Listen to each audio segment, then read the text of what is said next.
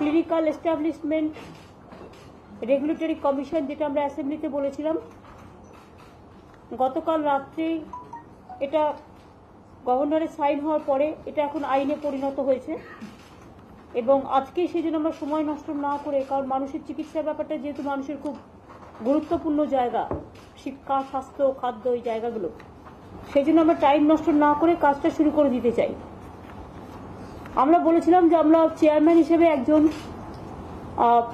হাইকোর্টের জাস্টিস যিনি রিটায়ার করার মুখে আছে বা কিছু একটা, আর যদি অসুবিধে থাকে তাহলে ভাইস চেয়ারম্যান করবে বা হোম সেক্রেটারিকেও দায়িত্ব নিয়ে চালাবে, এরকম একটা বলেছিলাম।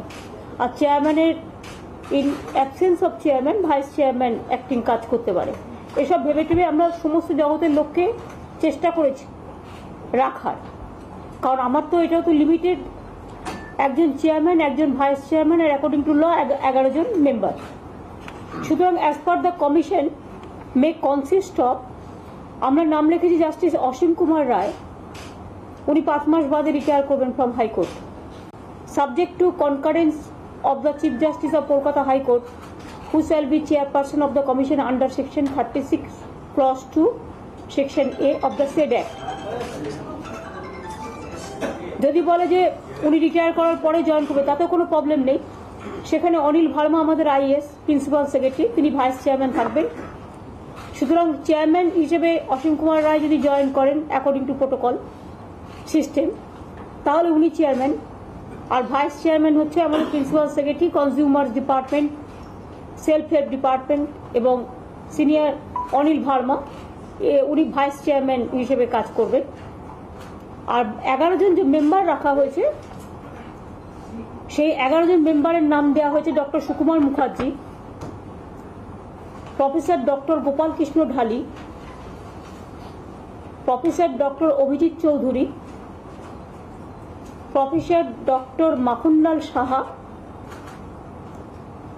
Doctor Madhusudan Banerjee, doctor Maitreyi Banerjee. Health department থেকে আমাদের সেক্রেটারি একজন থাকবে শ্রীমতী সংঘমিত্রা ঘোষ,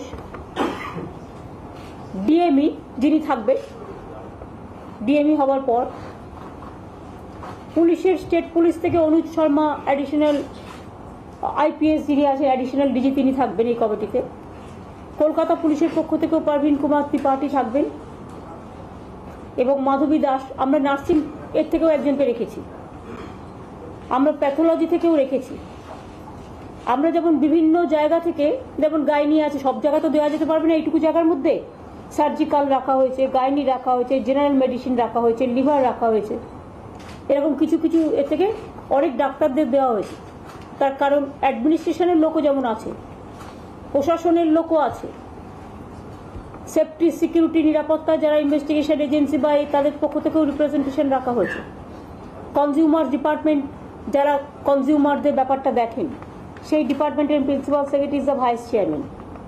সুতরাং এইভাবেই খুব ব্যালেন্স করে, সুন্দর করে, একটা ইম্পার্শিয়াল, পলিটিক্যাল পার্টির লোকেরা নেই, এটা আপনারা বুঝতেই পারছেন। আমরা এটা করি না, আমরা চেষ্টা করি যতটা ট্রান্সপারেন্সি মেনটেন করা যায়। এবং এনাদের অফিস দিয়ে দেওয়া হচ্ছে, ইমিডিয়েট ফাংশন। আমার হেলথ সেক্রেটারি শুক্লাজি এখানে আছেন, হোম সেক্রেটারি মলয় দে আছেন, চিফ সেক্রেটারিকে আমি একটু দিল্লি পাঠিয়েছি একদিনের জন্য, বাবার ল মিনিস্টার মলয় আছে। এটা ইমিডিয়েট ওরা অফিসে দায়িত্ব নিয়ে কাজ শুরু করে ফেলবে। আর আইন তো আপনারা দেখেছেন, অ্যাসেম্বলিতে আপনারা আইনটা পেয়েছেন। সুতরাং আমি মনে করি কেউ কেউ যেটা ডাক্তারদের ভুল ভ্রান্তি, বিভ্রান্ত করার চেষ্টা করছে, তাদের জন্য বলি, আগেও কিন্তু সিস্টেম ছিল, যদি ডাক্তারদের নেগলিজেন্সের ব্যাপারে কোনো কেস হয়, সেটা West Bengal medical council, state medical council দেখে। সুতরাং ওনাদের ভয় পাওয়ার কোনো কারণ নেই, যারা ভালো কাজ করে তাদের চিন্তা করার কোনো ব্যাপারই নয়।